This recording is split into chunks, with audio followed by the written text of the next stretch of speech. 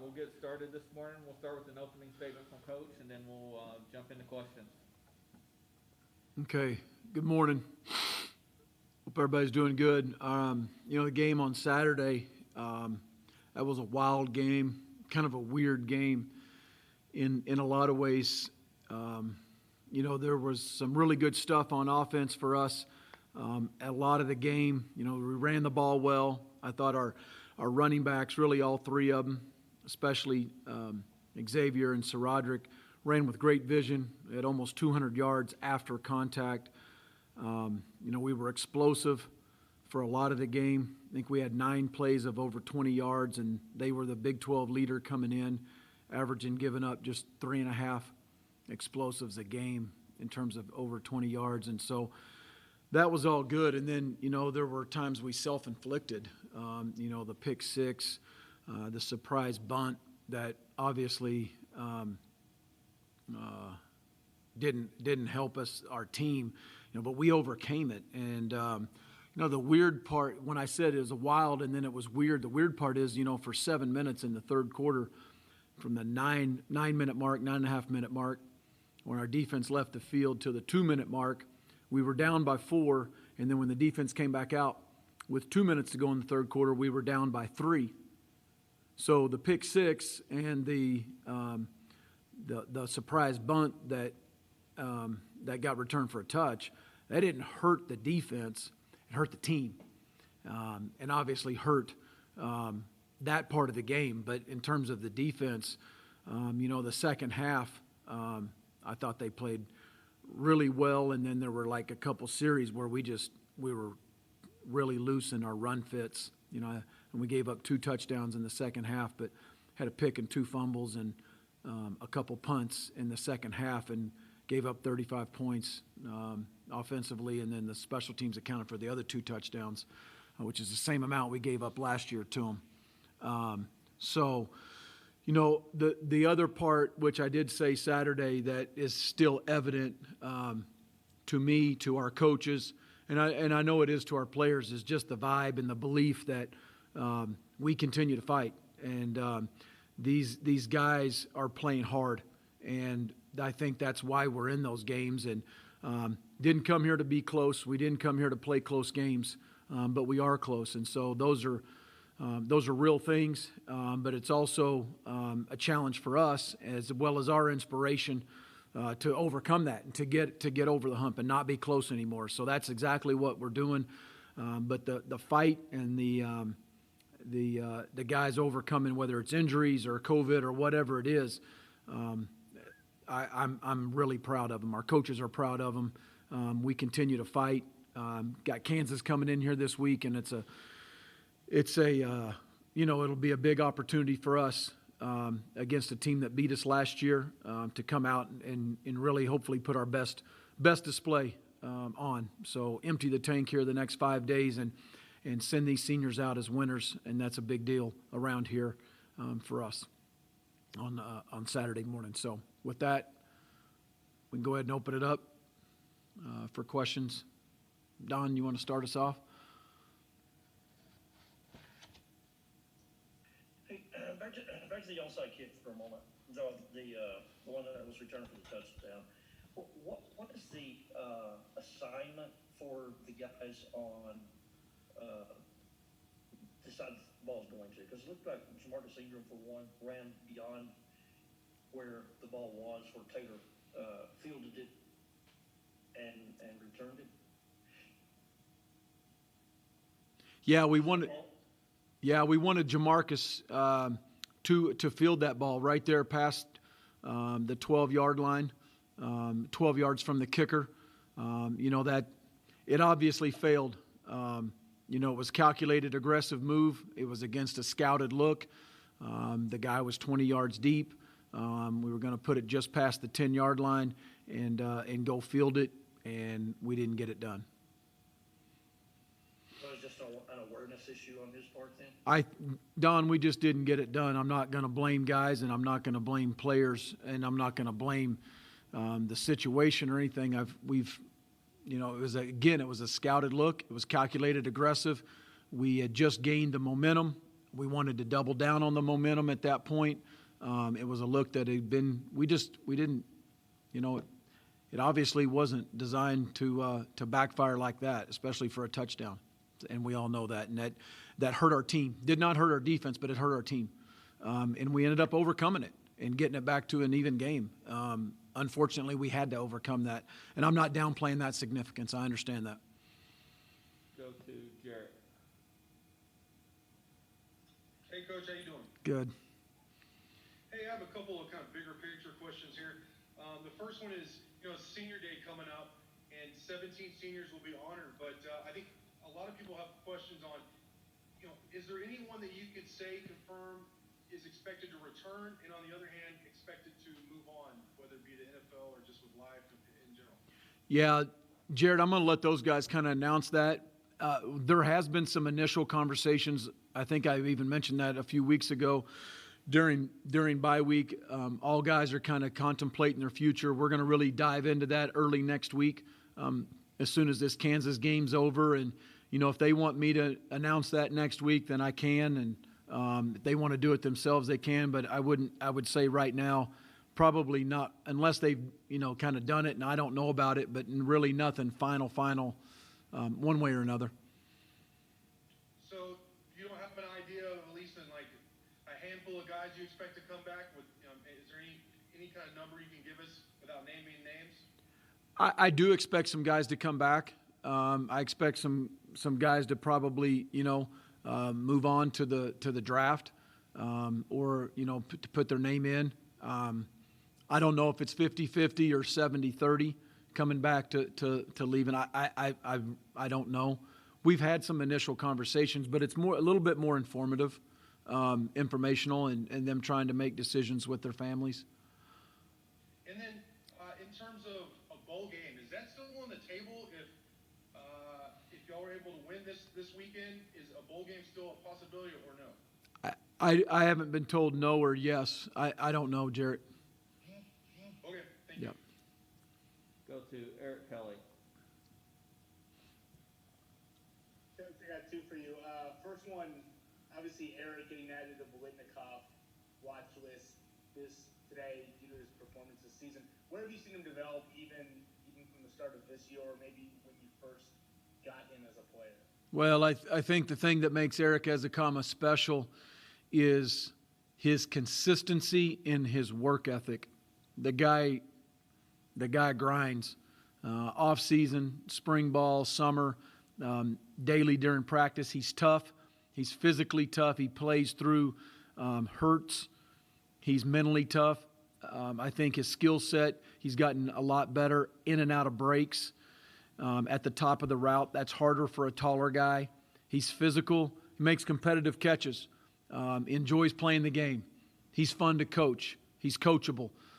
He does a lot of things right. I've seen his leadership grow. He's one of the guys that got selected on our 10-player leadership committee, and I've really seen his leadership grow this year. I'm very proud of Eric.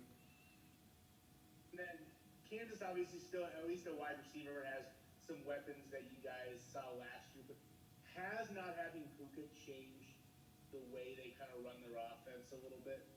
Yeah, I think the weapons outside are real. They've got some really good skill. They really do. They've got capable running backs. Those guys are good players. So I haven't gone back. I mean, it's still early on Monday morning. I haven't gone back to see them so far as to when they had Puka. To answer that directly, I do know the offensive skill on the perimeter is Big 12 skill. Go back to Don. Matt, back on your seniors for a moment. Considering this is senior day, are we going to be able to deduce from who is honored before the game as who? No, we'll honor all of them. So regardless of, so we won't be able to take from that who's staying and who's leaving. No, we'll honor every one of them. I think it's the right thing to do. They haven't made final decisions yet. Any update on Rico Jeffers? You know, I haven't talked to Dr. Crawford. I'm scheduled to talk to him here in just a little while about him and TJ. What does TJ have? TJ had a knee, came out with a knee, kind of banged it at the end of the game. Okay. What about Xavier White? I think he's day to day, but I do believe he'll play. Okay. What did, with the exception of pick six, what did Allen do on Saturday that he was not doing during the time that he was struggling? Well, I'm not sure it's as much that as I thought he dialed in. He did a nice job, Don, in some of our checks. Sometimes Yost gives him 2 plays. At times on third down, he gives him 3 plays, depending on the coverage. And Allen does a nice job did a really good job Saturday of getting us in the right play there. He missed on a couple deep balls early, overthrew TJ a couple times. One time we didn't make the play for him. And then I thought he came back at the end of the game or in the second half of the game, and he was a lot more accurate on the deep balls and tight man coverage. They got good DBs. We know that, and we know that by the least amount of explosive plays that they've given up during the season in this league. And so to complete some of those, our O-line, our protection, Allen certainly was accurate, and then we made plays on the back end. He did that. He did a nice job in the run game, off the RPO, throw the RPO, throw the pass off of it, or give it. Those were fairly accurate reads, and he did a nice job there. Kind of just managing the game. It's also bouncing back from a pick six. Guy read him. Guy made a great play, read his eyes, and he bounced back, and we were able to continue to string some drives along for touchdowns at the end and keep us in it. Go back to Eric.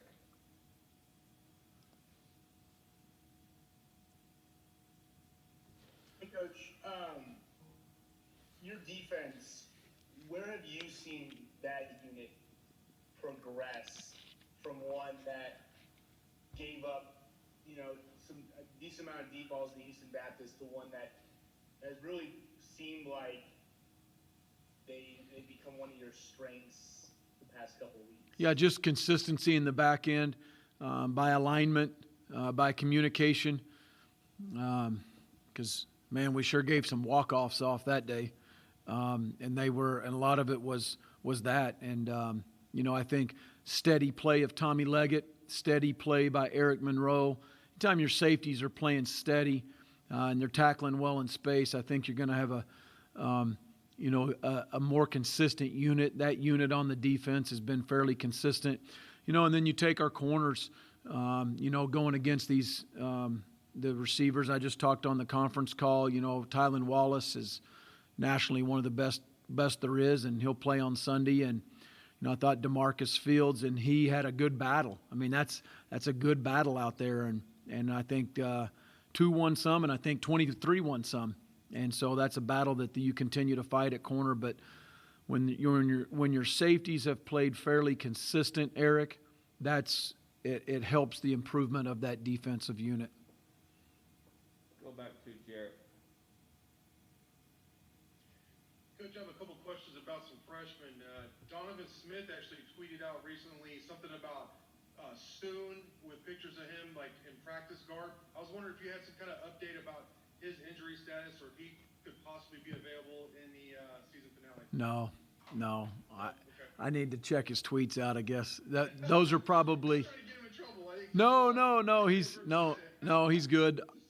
My assumption is that's practice from the summer. All right, and then Caleb Rogers, he seemed to play a lot last week, and the offensive line, obviously, you put up those kind of numbers, played well. Can you just kind of talk about his progression in the offensive line overall? Yeah, Will, thanks for pointing that out, Jarrett. Josh Berger played, according to Coach Farmer, his best game since he's been a Red Raider. Dawson Deaton, I think, probably played his best game of the year. Those 2 guys did very well. Jack played well. They played well against a really good D-line. I mean, that's an active front. They're very, very well coached. Those two guys that coach the D-line at Oklahoma State do a great job, and we played well up there. Caleb has really impressed as a freshman. He certainly has his moments where, strength and just time and experience end up showing. But I'm going to tell you, he fights, he's passionate, he plays the game the way it's supposed to be played. Caleb Rogers got a bright, bright future ahead of him. Ethan's the other young tackle that continues to play well, and I think you'll see Ethan a little bit more this week too. But those guys, I think they got bright futures. They're better balls ahead of them. Go to Billy. Hey, morning, Coach. Hey, good morning. Just wanted to stick around the topic of the freshmen. Now that since we're at the end of the season, what kind of impact do you think that freshman class has left on this program so far, and what level have they set for themselves? Well, I think they've come in and contributed, and so especially offensively, it's impacted our offense. It's good to see Loic get his first touchdown, one of many, hopefully, throughout his career. And that young man continues to work and to grind every day. He's everything you want in a student athlete. And he's been raised the right way in his household. Comes from a really good program in Midland Lee, and Coach Hartman and those guys do a great job.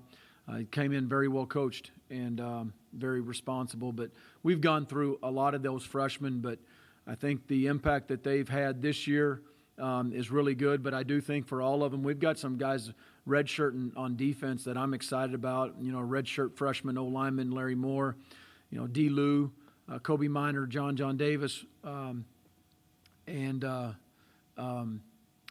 Nate Floyd. Those guys on defense they're getting better and better. And they traveled this week. All those guys traveled this week, and they're getting closer. Those corners are just playing behind a couple older seniors that are good players, but man, they continue to get better in practice. So I could talk about those guys for a while. We have, especially the offensive skill guys, but the impressive thing is that they came in the summer and were ready to compete.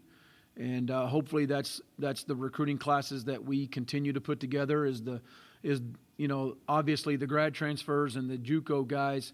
They need to, and that's what they're signed to do. But the true freshmen coming in and competing is a really good sign, and hopefully this year's class does it either in January or next summer when they get here in June. Go to Ryan King. Hey, Coach, obviously we're recapping how a lot of guys have done this year and whatnot, but Xavier White obviously getting moved to running back from wide receiver and everything. Where have you seen the most of his growth to be a go-to guy where now he's breaking off 70-yard touchdowns and whatnot? Where have you just seen his growth as a player since moving there this season? Well, Xavier White's a really good football player. He is physically tough. He's mentally tough. He's smart. He studies. He could play H for us. He's doing a really good job. That's where he was when we moved him to tailback. He picked it up really good. Protection, routes, all that stuff. He's sneaky fast, isn't he? He's run away a couple times this year, and I'm proud of him. He's battled injuries since he's been here. He continues to play hard. I love that kid. Now that we're coming to the end of your second season here, since you're obviously the boots on the ground, seeing this team every day, where have you seen the program take the steps you want them to take over these last 2 years? Well, just in terms of how we're approaching our process every day, coming in the building and going to work. There's a lot more buy-in this year, the way we practice. Getting here and getting in here early. We have early morning meetings, going to class, doing a better job in class, being accountable, turning your work in, asking for extra credit, doing it, getting in here, getting extra stretches. It's just a daily deal, eating right with Coach Scholes and nutrition staff, practicing. And going above and beyond. The guys staying later, getting extra in, all that kind of stuff, extra iPad work. And it's just our process. You have that, the buy-in, and then it's the preparation that individuals do. And I see that, and then I see it reflected in how hard they play, because when you have more invested, you play a lot harder, and our team continues to do that. And the vibe in the locker room is what I'm proud of. None of us like being close. We are. Our time's coming, and I believe we're going to win. And I think that's one of the ingredients that is really tough to do when you get here. And I'm proud of our players in the locker rooms, the guys that have remained here and continue to buy into their position coaches, their coordinators, our leaders here. I can't say enough about that because I do believe that is a very special ingredient in a football program is believing in that process and what we do on a day-to-day basis. Go to Ronald. Coach, excuse me if this has already sort of been asked, but playing against a team like Kansas who hasn't won a game this season, what's sort of your message, to your players about not overlooking the Jayhawks and just the importance of this game? Turn on the tape from last year. Now we remember that game in Lawrence really good, and this is all about us, how we prepare, how we practice, our mindset this week, getting ready to go, sending these seniors out the right way, Ronald, and and putting our preparation starting here on Monday and then following all the way through Friday night, and waking up early on Saturday morning and getting this thing rolling early Saturday morning. All right, we'll start wrapping up. We'll go to Eric, then Jarrett, then Don to finish us. Coach, similar to Oklahoma State last week, this is a team where at times you've seen both quarterbacks. For Kansas, it seems more production-based. How, if any, does that affect a way that you guys game plan for facing an offense? Yeah, just you game plan the personnel, yes. Then you game plan how they call a game and what they're good at and what you need to take away and what the play caller does, all that. I think the quarterback, the two quarterbacks, like you mentioned, they actually played three Saturday. That factors into it a little bit, but it's basically you're preparing for Kansas's offense and what they've done. We'll go to Jarrett. Hey, Coach, you mentioned recruiting earlier and the possibility of some of the guys coming in January. It got me thinking. Of course, you can't mention any of them by name, but many of these guys highly rated with 24/7 Sports. How many of these guys do you expect to sign in the early period? And of those, how many do you anticipate coming in the spring semester? Yeah, my expectation, Jared, is to sign all of them in December, and I think we're right around about half of them coming in January. We'll finish with Don. Hey, Matt, when did John Canova find out he was going to be kind of the man in charge of the offensive line on Saturday? How did that go? It went pretty smooth. We prepared for this since the end of July here in our building. There were days that we took during training camp to prepare for that, Don, whether it was a different play caller on offense, a different play caller on defense. John is a young coach. Has been a GA for me for 4 years. Has been with us for 4 years with Coach Yost, with Coach Farmer. Very, very seamless, to be honest with you. He did a nice job on game day. But Don, this is a player's game, and Steve coached those guys very well throughout the week. John did a great job over the weekend, but our O-line's the one that did it. Coach Farmer can't go out and do it for him, and our O-line did a nice job on Saturday and played very, very well in his absence. John did a really good job. Trying to think, that's the first game this year that you have not had a position coach? Yes, it has. Available? Yes. And what is Dave Scholl's game day assignment, since with him missing Saturday also? What does the strength and conditioning coach normally do on game day? We got a while. You got a while? I mean, first of all, I can't put a value on what he does for me. It's the first game I've coached without him since I've been a head coach.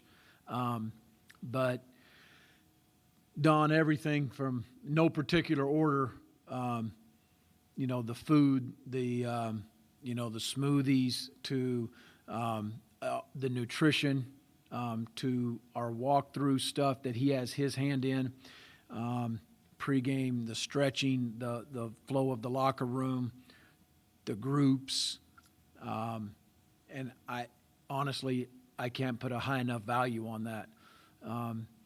The in-game, he is all those strength coaches help with personnel, with situations, with awareness, with the vibe on the sidelines, and that's my right-hand guy. And I'm proud of the strength staff. I'm proud of our players.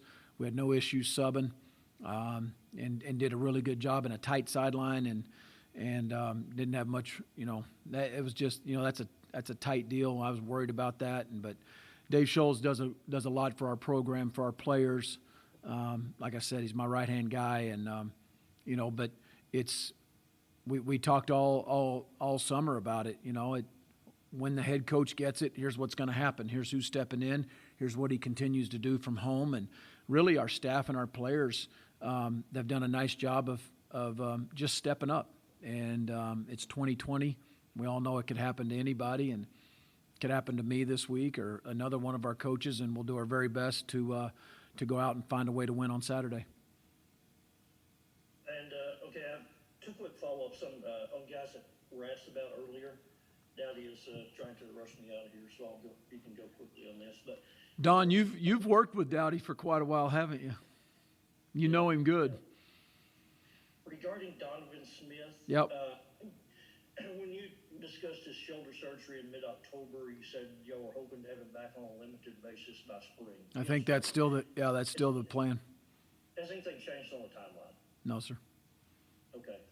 And Xavier White, considering this is 3 times now that Oklahoma game last year, West Virginia this year, again on Saturday, that he's had to come out of games with the shoulder injuries. Is there any concern about his future, re-entering the same body parts again and again? I don't think our medical staff has any right now. I mean, I lean on them, Don, for that. And he came back in the game, and talked to him last night and this morning. And, he's fine. Like I said, he's a tough young man. But if there's ever any concern from our medical staff that, they're putting him at risk, that they're going to absolutely hold him, and they make those decisions. I support those. All right, that'll do it for Coach. We'll have Colin Schooler here Okay. in a few minutes. Thanks, Thank y'all. guys. Thanks, guys.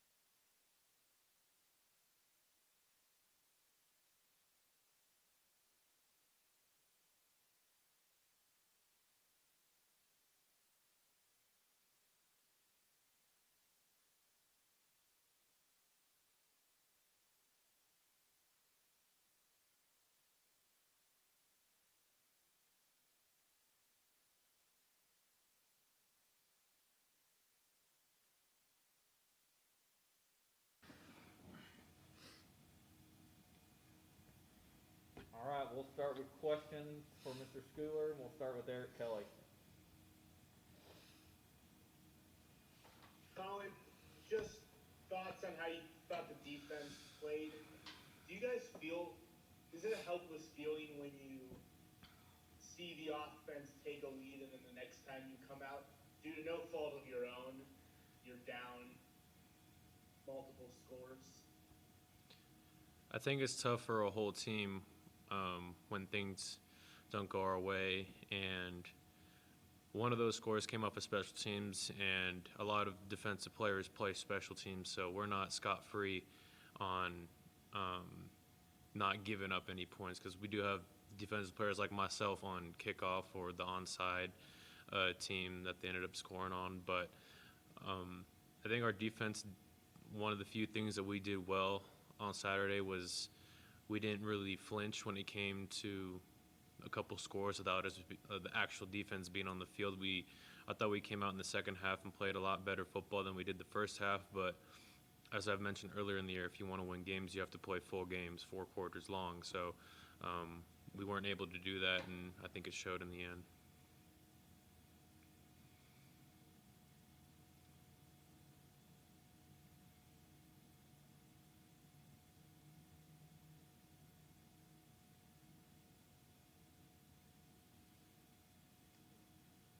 Go to Ron Clark. How much of a difference do you sort of see in this defensive unit as a whole from, your first game till now? I think we were playing a lot better. We're playing as a unit than we were earlier this year.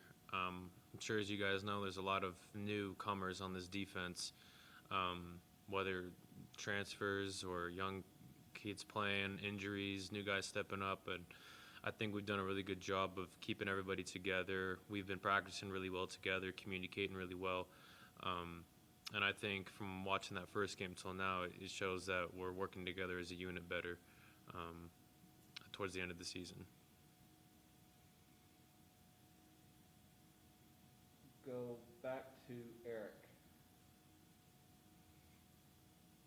With one game left, how easy or difficult is it to focus on just football, knowing that kind of in that back mirror is a decision concerning whether or not you want to play college football for another year?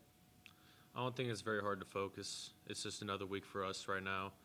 We had a talk as a defense, and I've talked with other coaches, and we're focusing on football right now. And we've said it a lot this year, be where your feet are. So right now, we're playing Kansas this week. That's what we're focused on. We're not really worried about the future after this Saturday. But when we get to that bridge, we'll cross it. But right now, we're focused on Kansas. I assume the answer will be kind of similar to that, but then how do you look past a record in terms of a winless team? You can't really judge them by their record. They have, on offense, from what I've seen so far, they have a lot of athletic players, some really good receivers, some good running back. And we respect everybody, but we don't fear anybody. And I'm sure you've heard that before, especially in this sport. But if we think that we're just going to show up and roll over these guys, we'll be in for a rude awakening. And I think that nobody on our team is overlooking them, despite what their record tells us. You were on last year's team, obviously, but how much does last year's game already get brought up in terms of people still remembering it and kind of those feelings still being there? I saw last year over the weekend after the game, I saw what had happened, and I was shocked how that game ended. And it just shows you that this is a game of inches, and that we need to play smart during crunch time. And I know a lot of the players here have certain feelings towards this game and feel like that they owe them something, and that some of those seniors last year don't get another shot to redeem themselves. So I know that the players that are still here have an opportunity to redeem themselves, and like I said, we're not overlooking them. And like you said, the end of last year's game is also going to be in the back of their minds. Go to Don. Colin, you guys have been pretty solid in run defense for the biggest portion of the season this year. Then Saturday to give up 235 yards and 3 touchdowns to one guy. What was the difference, or what did y'all not do as well on Saturday as you had normally been doing in that department? We gave away too many free yards. Very simple things. It wasn't a factor that we were missing tackles or guys were just getting flat out juked out or any of that. It was more of misaligned, misassignments, and that goes for the whole front seven, including myself. So we gave away a lot of yards without them having to work hard for it. So we have to do a better job of making them earn them instead of just giving them away. Go to Ryan King. Hey, Colin, how much do we in the media overrate just going out with a win? What does that mean for you guys as players as far as, ending the season, building momentum for next year? What does that do to finish with a win over Kansas? This is going to be a big game for us as a team. It's going to decide whether or not we have a winning record at home. For the seniors that are not coming back, we don't know who they are yet. Those decisions are going to be made after the season. But this is going to be a big game to send those guys out. I know a lot of family are coming into town because it's senior night. It's the last promised game of the year, if we can even say that it's promised with the way this year's been going. But it's a very big game for us. We have any other questions for Colin? Go back to Don. Colin, speaking of it being senior day for Texas Tech, and I was just looking here on Texas schedule, and your brother's team is playing at Kansas State on Saturday. Much has been made of your family this year. How have they handled, and of course I guess they maybe gotten used to it over the course of you guys' career, but how have they handled deciding who is at Colin's game and who is at Brendan's game, or where will they be on Saturday? How many? Since this is your senior day, how many of your family will be here in Lubbock? I know that my parents are coming to my game this week. Last week was Brendan's senior night, so they were there for that game. But this week they'll be here, like you said, for this senior night. I'm not sure the grand total of how many people are coming. I'm not going to expect a lot coming just because of how the year's going and traveling during the holidays and how everything like that's going to wind out. But I know for sure that my immediate family is coming besides my brother. But it's been very tough for them over the past 4 years because we've been at separate schools. And I'm not really sure how they plan out what game they're going to go to. I just know that when we were both at Arizona at one point, they were excited because we were finally going to be at the same place that they didn't have to choose. But with the way that this year has gone, the year 2020, it wasn't going to be that simple. So that's a good question. I'll have to figure that out, how they choose games. Yes, one follow-up to that. So do they, how much traveling have they done in years past to you guys' games? Or is it more of a catch both games on TV kind of deal from home? They've traveled quite a lot over the years. I think they've hit every single Pac-12 stadium over the years. I don't think they've hit that many Big 12 stadiums over the course of the past couple months, but I know that they've traveled a lot, and I'm extremely blessed that they've been able to come see me in person because I know there's a lot of families that aren't that fortunate to have parents that can get away for that long. I'm also fortunate I have a younger sister. She's old enough to look after herself, so she has school and obligations like that. She's mature enough and old enough to take care of herself, so they don't have to worry about things like that. Other families, they might have other obligations that they can't leave behind, and I'm fortunate enough that my parents are able to come out and see as many games as they have because who knows how many we have in total. So I like how my family's been so supportive, and hopefully that they'll be able to watch me for a lot longer. Finish up with Eric Kelly. Usually when you come into a football program, you come in with a whole recruiting class of guys. You have 2, 3, 4 years to build those relationships. How have you built relationships relationships here, and how do they compare to ones that you built in 2 or 3 years at Arizona? It's definitely been tough for me this year. I mean, I think I've only been in Lubbock for about 3 months now, and we're getting towards the end of the season. But right when I showed up, we kind of just hit the ball rolling here, and I grew relationships along the way, and it was really tough for me throughout these past couple months because of COVID and the way that things are. There's not really social conventions that I can go to. We don't have dinners at coach's house because of what's been going on throughout the world. So it's been very difficult. But so the time I get in meeting rooms, lifts, or in practice is the only time I get with these guys.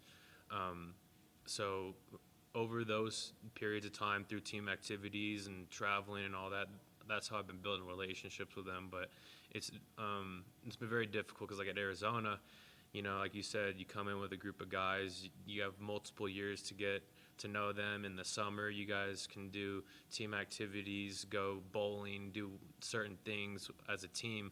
But because of COVID, we're not allowed to do that anymore. So it's been real tough. But the guys have been really, really great with me. They've took me under their wing, offense and defense. It doesn't matter what side of the ball they play on, who they are. They've taken me in like one of their own, and it's been really good so far.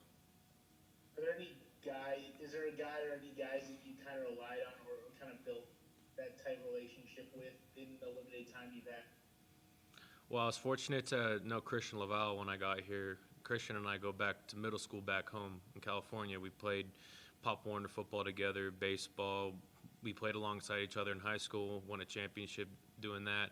So I already had a really close relationship, family friend when I got here, which is really big because he was able to kind of guide me and introduce me to people and things like that along the way.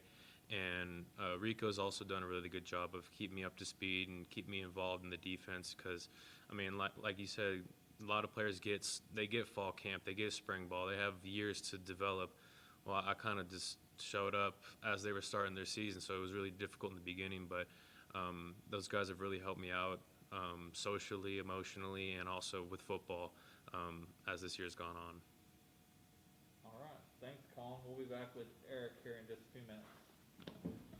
Thanks, dude.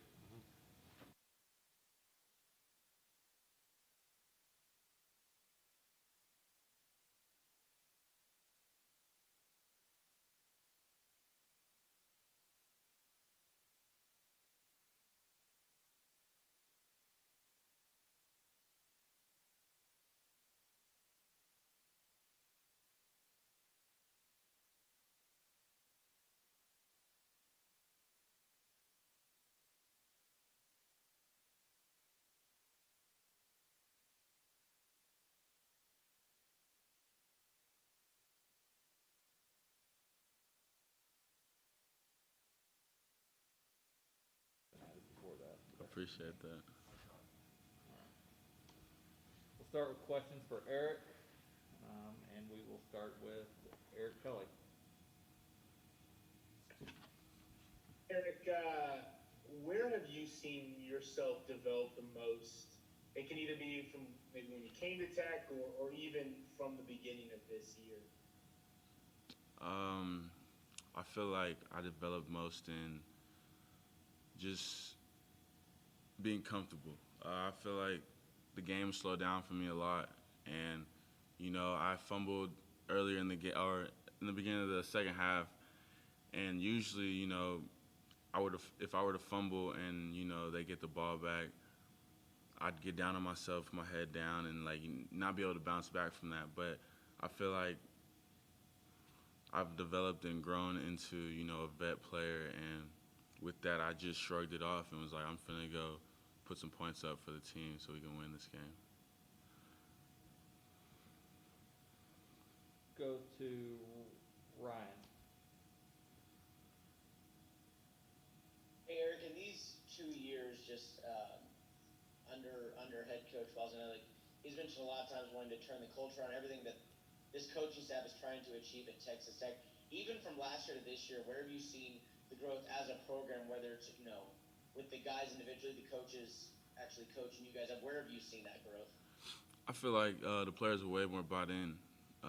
You know, with how coach coaches us hard, and you know the guys just rally around each other, and we believe. You know, the more we believe, the better we play, and the harder we play. And you know those games that like get out of hand, like the last one. You know, we were able to come back and bring it in within 6 in the fourth. But like I feel like we just rallied around each other, and we never quit. Where do you think you can still see something in this last game with one more to go here in 2020? How can you use this, launching off into next season, whether you personally or the team in the program? Just treat this week as if we were going to play for a Big 12 championship the next week after. I feel like we're hardworking. We're gonna go to practice this week, and we're gonna practice hard, even though we probably not gonna play for anything. But at the end of the day, we're gonna practice hard, fight hard, and go into the next game feeling good. Go to Phil. Hey Eric, what do you think the next step is for you to become like a real? What do you need to get better at to become like a really elite receiver? Being okay with. I feel like I get out of sorts when I'm not involved with the offense. I feel like as a receiver, I'm able to impact every single play. If that's blocking, being a decoy, or anything like that. I feel like as of now, like this season, I feel like when I didn't get the ball, I felt like I kind of just got down on myself, like put my head down a little bit. But then I can also think about how I can help the team, like how I can block, and I could run a good route, bring 2 defenders with me, help out the run game, just things like that. Okay, and then Colin talked about this a little bit just now, but with all the COVID protocols and being super extra careful and everything, is that taking a bit of a mental toll on you guys as the season winds down? Yeah, we're wondering what's next with all the protocols and stuff. Off-season is going to come.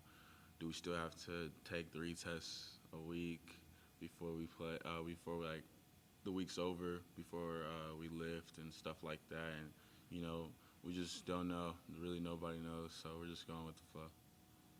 Go to Ronald. In a game like this where you guys are playing, Kansas, who hasn't won any games this season, what's sort of the motivation going into the game, and how do you sort of, not overlook this team? We're playing at home, which is big. I think Coach said first time in 5 years being a positive record at home. So I feel like it's motivation. Just go out with a bang, create momentum for next season, be able to look back and be that team that had a winning record at home, and it's gonna be fun. Go to Don.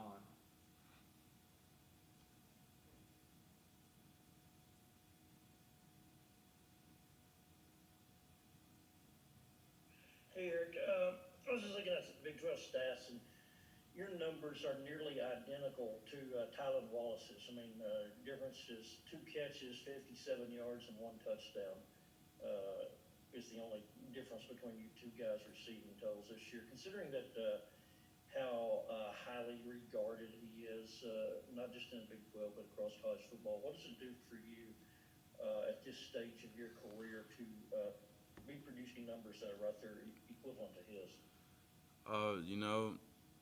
I was following Tylan since he was in high school, and I just look up to him, really, and to be able to compete with him, trying to get that number 1 spot all season, it's been fun, and I feel like I've been blessed this season in order to put the stats I've put up and being recognized in the Blendikoff watch list and stuff like that. And you just want to, yeah. I was curious. I'm sorry. No, yeah. I was curious also, and you kind of alluded to it. Since y'all are both Fort Worth guys, did you have any acquaintance with him besides maybe post-game handshakes or anything? Did you know him at any point? No, I feel like I've been following, like I said, I've been following since high school. So after the game, I ran up to him. This was the first time meeting him. I was like, good game too. And I was like, I think I deserve that follow back on Instagram. And we just snapped a shot, and it was that. But I told him we'd meet again and we'd play against each other again soon. Go to Eric Kelly. Safe to say you got the fall back on Instagram? I did. We're good. Back on Kansas, how much does last year's game and the way in which it ended still stick with you guys a little bit? It was a tough loss, how it went down. But I feel like we just look at that game and we're like, it probably shouldn't have happened that way. And we're going to do everything we can so it doesn't happen that way. And I think we're a way better team than we were last year. And with that, I feel like it's going to be a different outcome. With you getting at it, I know, it's about the team, and you're not. A lot of guys aren't big on individual honors, but the fact that you were added to the Bolitnikoff based on your stats this year and not as much maybe hype coming into the year, do you see that as people finally coming around and starting to recognize how good you are at that position? I appreciate it. I've never been the one to boast and put myself out there and try to make myself look better than I am. But, I appreciate them recognizing me, and hopefully, it just stacks on with how I've been playing. We have any other questions for Eric? All right, that should do it. We'll be back with coordinators around 12:45. Thank you all. Appreciate it.